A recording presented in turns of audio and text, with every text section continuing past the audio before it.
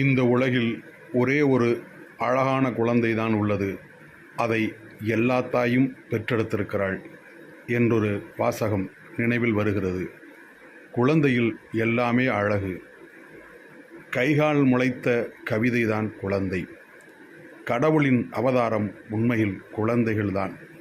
குழந்தைகளை நேசிக்கிற மனம், எப்பொழுதும் குழந்தையாகவே மாறுகிற மனம் வாய்க்கப் பெற்றோர், பேறு பெற்றோர்.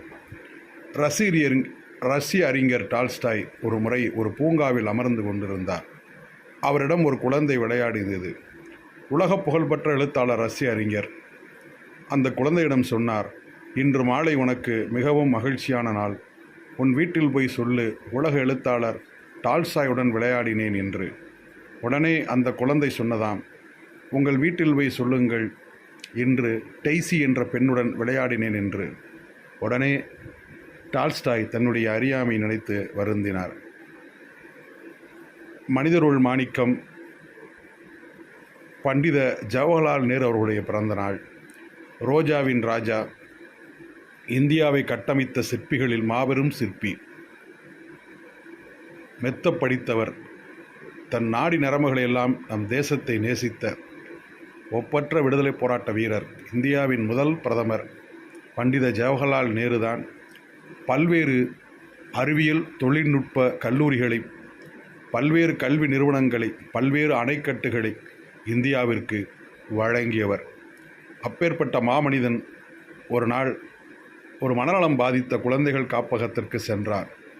அங்கே போய், நான் தான் இந்திய பிரதமர் பண்டித ஜவஹர்லால் நேரு என்று சொன்னார்.